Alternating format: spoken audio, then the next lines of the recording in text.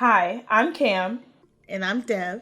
and you're listening to Criminalish, a true crime podcast where two best friends trade stories ranging from the wild and wacky to the downright messed up.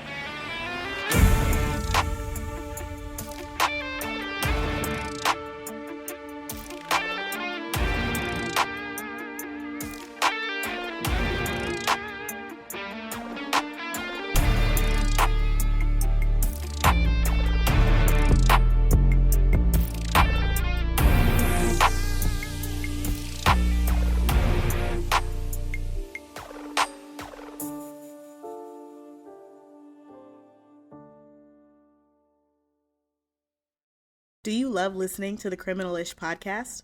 Want to hear more from Cam and Dev? Then consider becoming a subscriber for $2.99 a month. Subscribers will have exclusive access to minisodes, Dev and Cam's live reactions to crime shows and documentaries, as well as early access to any multi-part episodes and so much more. Click the link in the description if you're interested in subscribing. See y'all in Cell Block C. So, before we get into our story, as always, what you drinking, friend? Like I don't see it right there on your desk. Well, if you must know, I'm drinking more of the Apothic Red Winemaker's Blend. Still rich and smooth and still a red wine that I've really been enjoying. And I had sushi with it earlier. It goes great with fish. Definitely love that red wine. You guys should go get it. What are you drinking tonight, Fran? And friend, I took your advice and I went and got it. So tonight I'm drinking the Apothic Red Wine Rich and Smooth Red Blend. Okay. So we're matching. We're matching today. I love this. How do you like it? Yeah, it's nice. It's not as bitter as red wines normally are. Exactly. My favorite red wine is still the Ashara Pinot Noir, but you can't find it in stores. It's one of those online only ones. All right, friend, I have been wanting to tell you about this case since we even brought up the idea of having a podcast. But I wanted to wait because one, this one's a doozy, and two, I'm just going to let you know and I'm going to let the audience know this is going to be a two-parter because it's a lot of stuff going on here. Okay, I got you. Before I get into this case, I do want to extend some trigger warnings. These cover just the first part, and we will, of course, extend trigger warnings that are specific to the second part of the case. So this case, we're going to be talking about sex work, sexual assault, violence against women, and I will be describing a murder scene. So today I'm going to be talking about the murder of Afrikka Hardy. Have you heard about this case? I don't believe so. I don't think I've heard of this one. So Afrikka Hardy was born April 19th, 1995. And according to her mom, she was a beautiful young woman with a bright smile. Her mom, Lori, said that she radiated with her smile. And when her mom was asked about one of her favorite stories about Afrikka, her mom told a story of Afrikka always getting into arguments with her brother, and she would do this thing where she'd put her hands on her hips and say, "I'm not considering you." And that was her way of saying, like, "I'm ignoring you, don't talk to me." She would say, "I'm not considering you." And I think that is just like the cutest little kid thing. They think they're being so serious. Yeah, I might have to steal that one. Instead of, "I'm not even blocking you, I'm just not considering you." But her mom said that she also loved Disney movies. Lori said, quote, "She was my best friend. We went through so much together." Afrikka's mom, Lori, was in an abusive relationship, and Afrikka helped her get out of it. She and her mom experienced homelessness together. Lori knew that she, at a certain time, did not have the resources to give her children the life that she wanted. So at one point, she enrolled Afrikka and her brother into a charity-run boarding school that was just outside of Chicago. And once she had established a more stable life over in Denver, Colorado, she brought her kids back out there. So this was around the time that Afrikka was entering into high school. And while she was in high school, Afrikka had dreams of going to college and pursuing a career like audio engineering or nursing. But Afrikka knew that her mom didn't have the funds to support her, and Afrikka wasn't sure if she could afford tuition. At the age of 19, Afrikka decided to move back to Chicago, where she had a lot of family. Other family members stipulated that even though Afrikka had such a close relationship with her mom, she made this move to reduce the financial strain on her mother.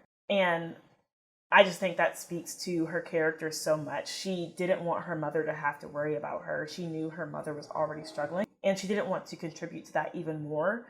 And I say that family members stipulated this because Afrikka never came out and said this, and of course never told her mom this, because I'm sure her mom would have said, no, it doesn't matter to me. If the reason you're moving is to make my life easier, I would still rather have you here. Absolutely. And I find that so mature of her to make that decision at 19. And I also want to give the mother major credit for accepting that she was unable to take care of her children and making the best decision for her children and not for her own personal feelings. Because I'm sure it broke her heart to send her children to that boarding school. But if it was the best thing for them, it's the decision that she should have made. And enough parents don't make the decision that's best for their child. They make the decision that makes them feel better. And I applaud her mother for making the best decision for her children. I agree. So after Afrikka moved, her mom noticed that when they would talk on the phone and when Afrikka would send her pictures, she was always wearing nice clothes and going out to eat at nice places. But her mom never really questioned where she was getting these clothes from and where she was getting the money to eat at these places. And what her mom didn't know was that Afrikka had become an escort. And that's how she was funding the nice clothes that she had, and that's how she was able to eat out at the nice places that she was telling her mom about. This all happened when Afrikka is 19. So this all happened in the same year that she moved to Chicago. So another thing that Afrikka's mom didn't know was that she actually was no longer living in Chicago, and she'd actually moved to Indiana. And where she was in Indiana was about 30 miles outside of Chicago. So now we come to October 17th, 2014. On this day, Afrikka had arranged to meet a couple of clients in a motel in Hammond, Indiana. Her friend Shamika dropped her off at a Motel 6 in Hammond around 2:30 p.m., shortly before her first appointment. Afrikka and Shamika would always stay in close communication, and because they knew the dangers that came with sex work, they were trying to do their work as safe as possible. So they would always stay in constant communication and text each other when a client arrived and when one left. So Afrikka's first client came and left. She had another client who was scheduled to arrive at 5:13 p.m. This client was using the name Big Boy Appetite. Ew. Yeah. So at 5:13 p.m., Afrikka texted Shamika to tell her that Big Boy Appetite had arrived. I hate that name so much. It's so gross. Friend, I'm sorry, but it's not going to get better from here. I know. It is not going to get better from here. The name matches the person. I'll just tell you that. So he's, of course he's slimy and gross. Yeah, he's the slimiest. So after a while, Shamika still hadn't heard from Afrikka, and this was very out of character for her. So she began calling her, and she called around 5 to 8 times. And after this, she received a response from Afrikka's phone. When she received this response, she just knew it didn't sound like Afrikka. The text that Shamika received from Afrikka's phone said, "You're scaring him," basically telling her to stop calling the phone because she's scaring the client. And another text said, "I have a client. It's going to be a long date." And the way that Afrikka and Shamika operated, Shamika knew that this was not something that Afrikka would have said. So alarm bells are ringing for Shamika now, and Shamika then called her friend Eduardo, and they both decided to drive to the motel to see what was happening in person and see what was going on with Afrikka. They arrive at the motel and knock on the door, but they don't get a response. They eventually get someone from the motel to let them in, and they can hear the shower running, but no one's answering when they call out.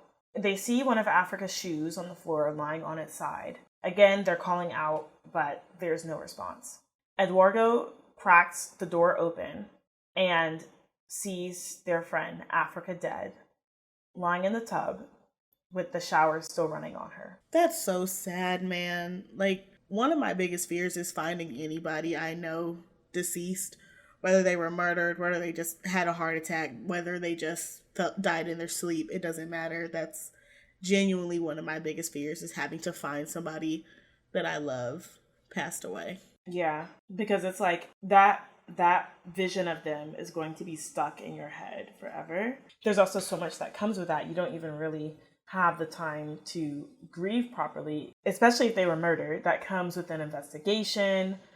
Police are asking you questions. You're having to sign stuff. You can't even just sit down and cry and curl up into a ball. I mean, you can, but you got people around you still asking you questions. And so, yeah, that is definitely one of my top fears. Especially in a murder case, they always want to talk to whoever found the person first. They want to talk to you. They have to talk to you. You don't get a chance to wrap your head around what's going on before they're like, what led you to being here? Because, everybody's a suspect. Exactly. It's so sad. It's so sad. And I'm going to move into the investigation because that's exactly what happened here. Police interview Shamika and are asking her basically what led up to this moment. What do you know about the person she was meeting? What do you know about this situation? And in this interview, Shamika was able to give police the phone number of Big Boy Appetite.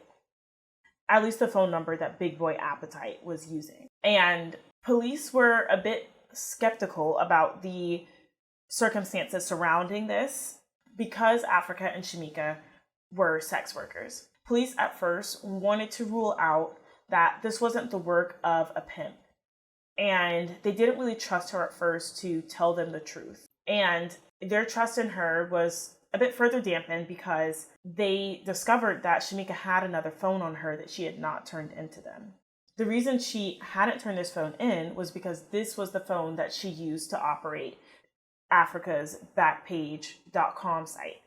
Backpage.com was a classified ad site that was used by sex workers, but federal authorities closed the site down after it was accused of enabling prostitution and the sex trafficking of minors. Shamika didn't turn the phone in because this was the phone that she was using to operate this site, and she didn't tell them about it because she was worried about being charged for prostitution. But police assured her that that was not what they were interested in right now. They just wanted to find out what happened to Afrikka, what led up to the situation.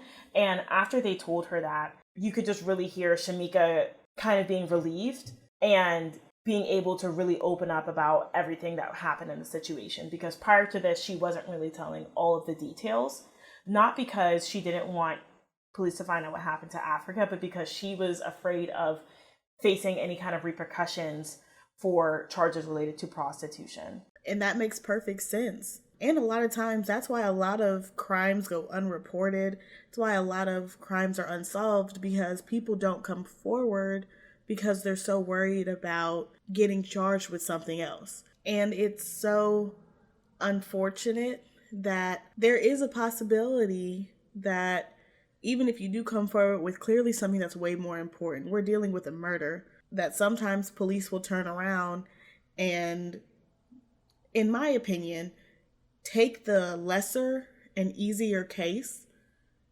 instead of prioritizing the murder. And because it has happened, I understand why someone may not be extremely forthcoming, why somebody may delay calling the police in an emergency.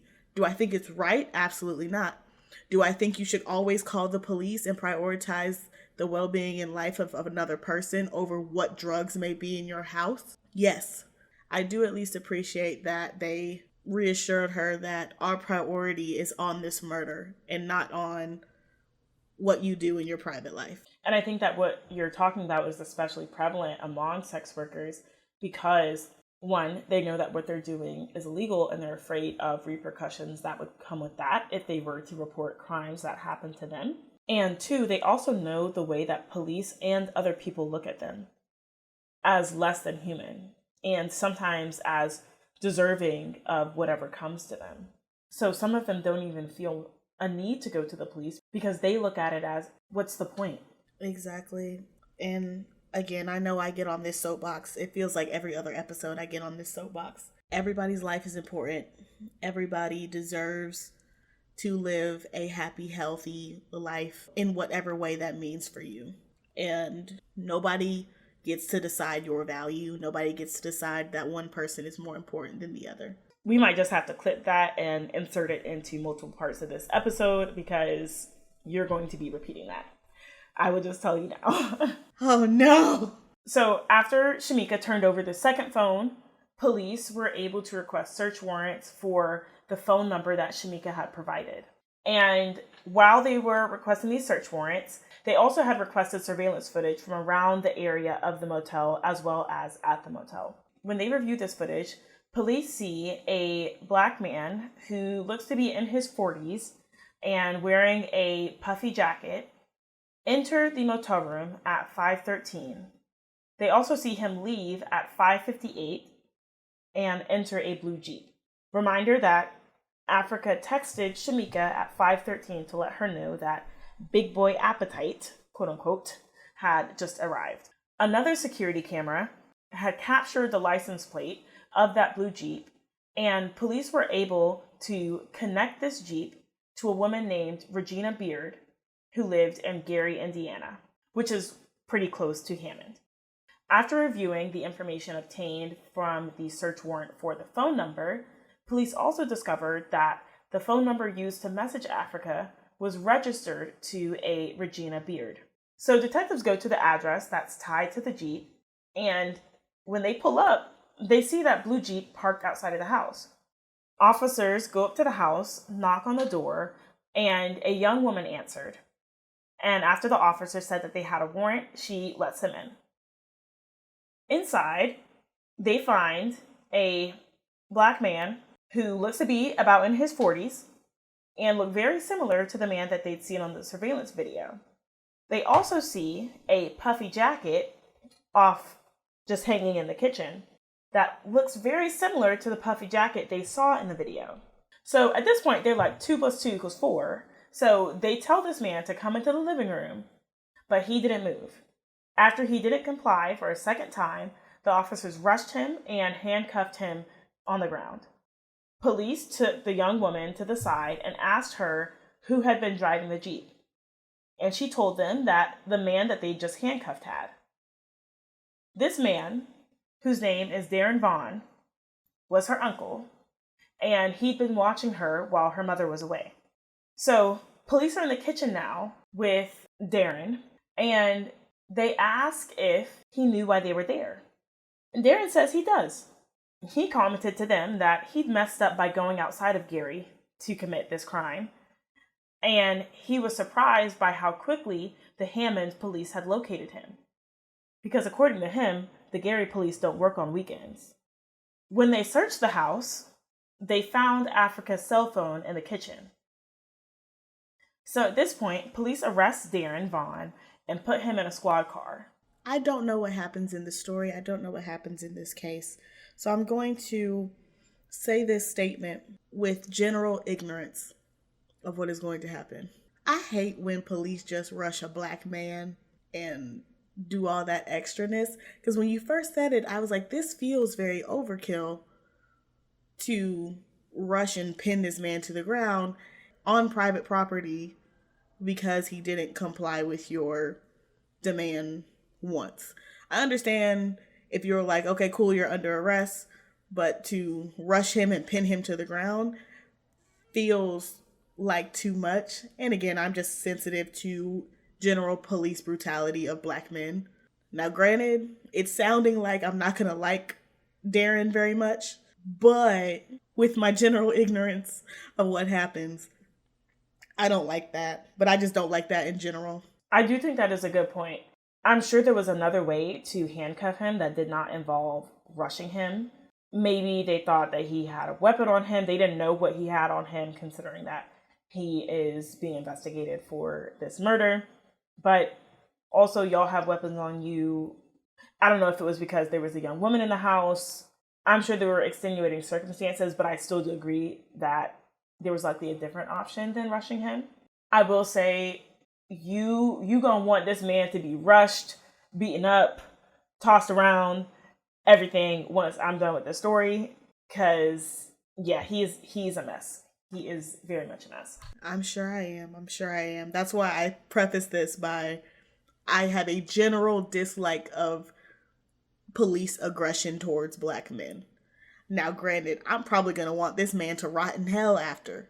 So when police put Darren in the squad car and were asking him about the crime, he admitted to choking Afrikka with an extension cord and leaving her in the hotel shower. I will say Darren did not ask for a lawyer. He was actually very open with police, and that's something I'm going to get into in a little bit. But yeah, he offered this information up freely. The recordings from these interviews were brought into court. And side note, a lot of the research that I did and a lot of the information that I got in this case came from the Algorithm podcast. And if you're interested in a deep dive on this, you can listen to that podcast. It's a season-long podcast, and they actually have recordings from interviews with Afrikka's mom, recordings of Darren talking to the police and describing what he did. So that podcast is a great one to check out if you're interested in a deep dive on this case. However, wait until we finish the second part because it will spoil it. So I'm going to back up a little bit just to go into a little bit more detail on the crime scene. If anybody is sensitive to this information, I would say skip ahead about a minute, but we'll also place the exact timestamps for when we'll be describing the crime scene in the notes of the episode, so you can reference that as well. So a lot of the detailed information I found about the crime scene came from a probable cause affidavit. And for those who don't know, a probable cause affidavit is a summary of evidence and circumstances surrounding an arrest that is usually used to obtain an arrest warrant. And this is because police are required to justify an arrest in a written document. And the probable cause affidavit is usually reviewed by a judge to determine whether probable cause exists to arrest that person. So based on the probable cause affidavit, the room showed that there was a struggle. They found a torn condom wrapper in the room.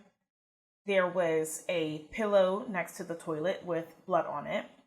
Afrikka's wallet was still there, but her phone was missing.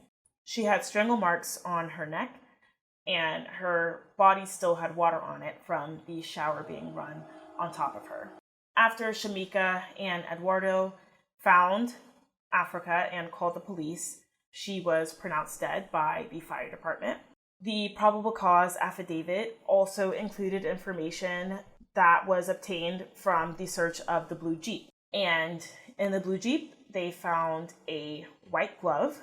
They also found an Indiana sex offender registry sheet listing Darren as a sex offender. They also found a dark-colored hoodie that matched the clothing of the person seen in the video entering and leaving the motel room. They found a sweatshirt with the same kind of condoms that they found in the motel room. And they found a shirt missing a button that matched a button that they found in the motel room. So you all types of dirty. So not only do you like taking advantage of vulnerable women, but you also have a taste for minors, it seems. Ugh, I hate this dude. I feel very strongly about people who do things to kids, and I'm not apologetic about it. I have very strong stances. I probably have very unpopular stances on it. But you're a despicable, disgusting human being if you do messed up things to kids. And Darren Vaughn is indeed a despicable, disgusting human being, as you will hear.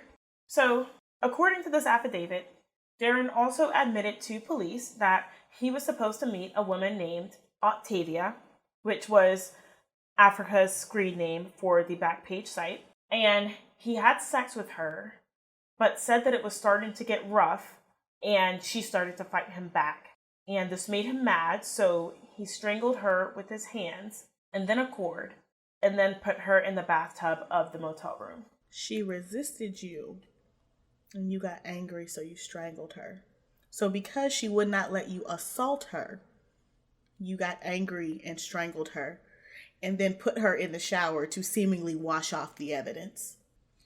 Got it. Got it, big homie. And one thing I will say about Darren is that you can't always trust everything he says. Oh, of course not. And what I would say about this is that I think he went in that room knowing full well that he was going to murder this girl. I completely agree with you. So, back in the police car, Darren asked the officers to go ahead and bring a prosecutor to the station because the DA would want to hear what he had to say. And the reason he wanted the prosecutor at the station was because he wanted to cut a deal. He wanted to get this all over with. He wanted to be put to death before his next birthday. And if you're thinking, okay, why would we cut a deal with a murderer?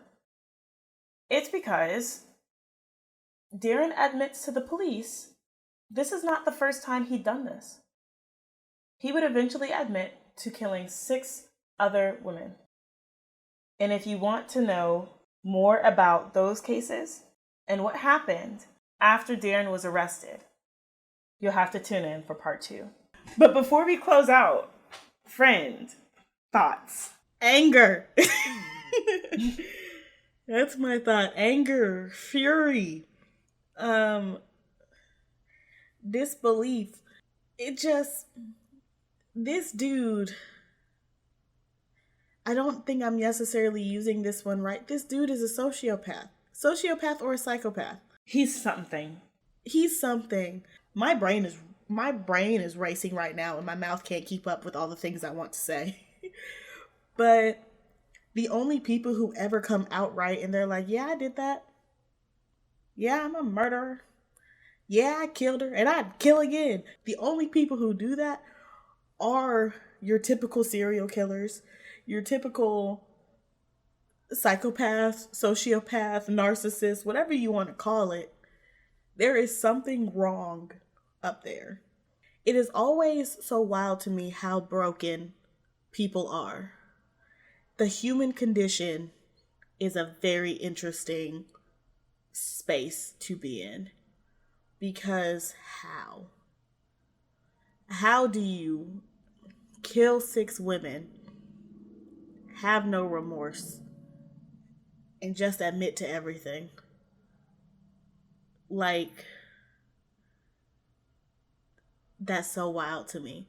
And I will say, as somebody who really did find serial killers very interesting for a very long time, I used to do a lot of research. Particularly on the psychology of serial killers. Because I always said if I didn't get a degree in landscape architecture, I would have been a criminologist. But the way that their brain is so miswired and broken is so interesting to me. And I hope that next time we're going to get a little bit more background on Mr. Darren, because I would love to know how we got here. I would love to know his trajectory of life that led him to be in an interrogation room admitting he had killed 7 women and was just like, it's Tuesday, y'all want to go get a beer? Yeah. And we definitely will get that deep dive into Darren, his upbringing, his early life, 20s, 30s, 40s. But I also think that what you see here and what you see in some other cases, not all serial killers are like this, but there's a part of him that wants to be caught. He took minimal precautions. He was on surveillance video. The license plate of the car linked to the house where he was staying at was on surveillance video. He had Afrikka's phone. And he also said, I want a deal, not a deal where I'm getting less time. I want the outcome of the deal to be I am put to death before my next birthday. And that goes into that root psychology of serial killers. right? There is no self-preservation. To me, that is the distinct difference between somebody who is a serial killer and kills on a consistent basis versus that person who killed one off and attempted to lie to police, evade arrest, all those things like that, because there's this internal sense of self-preservation that is built in all of us. It's perfectly normal to do things that put your safety and your comfort first. That's very normal. But true serial killers don't have that. They don't have this sense of, I need to protect myself. They have this impulsiveness to kill, to destroy, to take over, to assert dominance. But they do not do it with the intention that if they ever get caught, they're just gonna lie to police and try to get out of it. Majority of the time, you see serial killers that are just like, yeah, I did that. One of them, I'm pretty sure it was BTK. BTK was the one that got caught because he was sending mail to the police, and he asked if they could track him if he sent a floppy disk or a CD, and the police were like, no. This man trusted them. Dude, this dude was out here writing to police, writing to media, everybody. That fool wanted to be caught, but also he is one of those people who wanted to have all the fame and whatever about it. He ain't scary. You a punk. I look down on you. You took advantage of people while they were sleeping. You didn't even have the balls to look somebody in their face and kill them. You're a punk. You're a loser. And then the fact that you named yourself is the epitome of being a loser. And I think that's what you see with a lot of these serial killers. It's not even that they don't care about themselves. They care about having control more. They want to be in control. Control and notoriety. Yeah, not even, some of them don't want notoriety. Some of them don't want to be famous, but they want to control the narrative. If it does come out, they're like, I want to control the narrative. And that's often, that desire for control is often what's leading them to do a lot of the things that they do. That's what you see here with Darren. I think part of him wanted to get caught. I think part of him hated himself, especially, requesting to be put to death. But once he was caught, it was, let me tell you what's going on so that I am controlling the narrative. Absolutely. And Mr. Creepy himself, who everybody for some reason thought was attractive, Mr. Ted Bundy, epitome of that. Because y'all think he really represented himself because he thought he could get away with it? No. He represented himself because he was going to be able to get on the stand and just talk. And put his narrative and leave his manifesto to the world. That's why he got on that stand and represented himself. They love to be heard. They love to be heard. Dude, that's actually why I never look into people who leave manifestos. I am always knowledgeable of when school shootings happen or when shootings in Publix happen. But I have no interest in reading the manifesto of the person who did it. I have no interest in giving any airtime, screen time, or mental capacity to anybody with blatant disregard for human life. Zero interest in doing it. Because that's what you want. I will not listen to you. You do not deserve to be heard. And to me, too, the audacity to text from somebody else's phone, pretending to be them, after you've murdered them is wild. Bro, and that's the thing.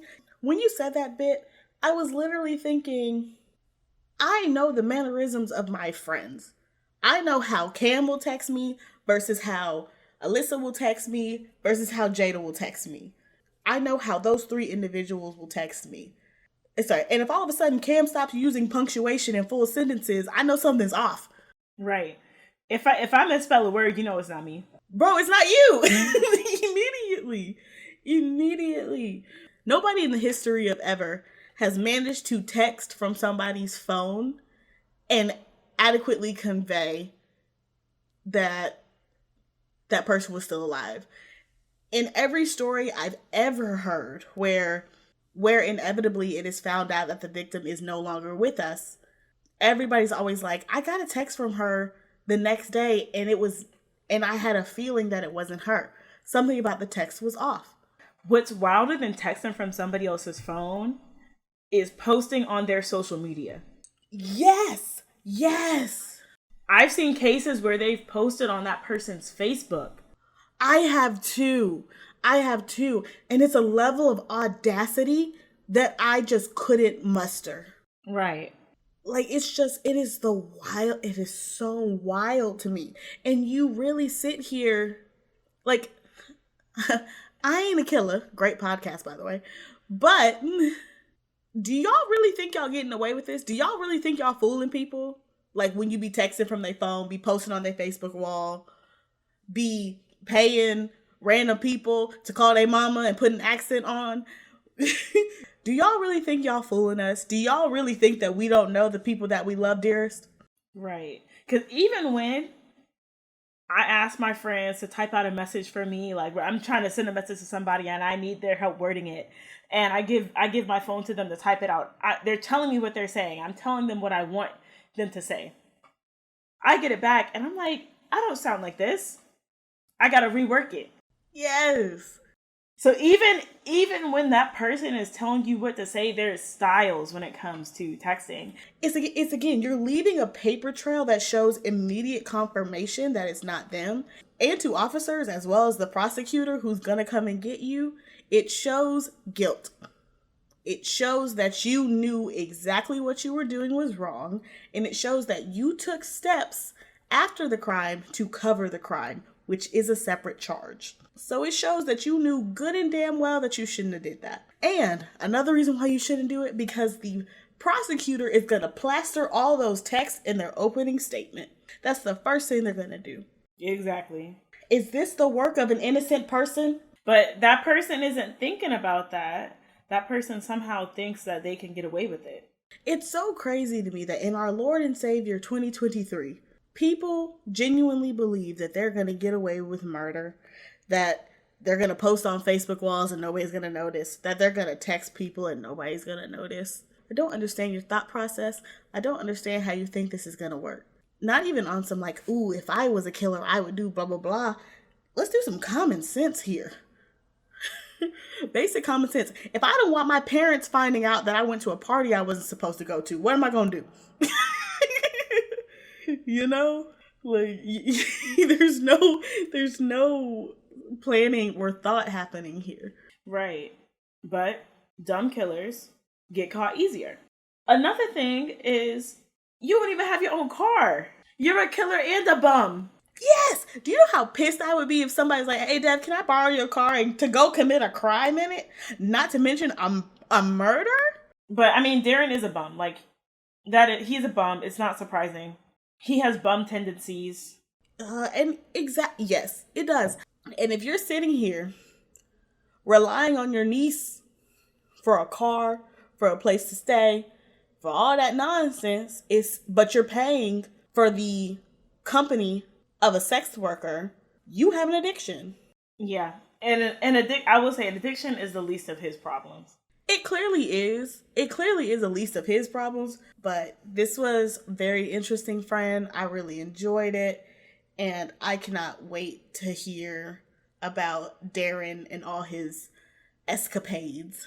Yeah, it's a mess. I'll tell you that. So Dev is about to hear part 2 right now. Unfortunately, y'all will have to wait 2 weeks to get part 2. However, if you are a subscriber, we will be releasing part 2 1 week early. So y'all will get to hear the part 2 episode next week. But with that being said, any other thoughts? Not for now, friend. Thank y'all for joining us on this episode. I would like to thank the Algorithm Podcast for providing most of the material for this episode. If you'd like to check out photos related to this case, follow us at Criminalish Podcast on Instagram and TikTok. Listeners, if you like what you hear, be sure to leave us a 5-star review wherever you're listening to the Criminalish Podcast. And if you're listening on Spotify, feel free to leave any comments or questions. As always, stay nosy, my friends. Bye. Bye.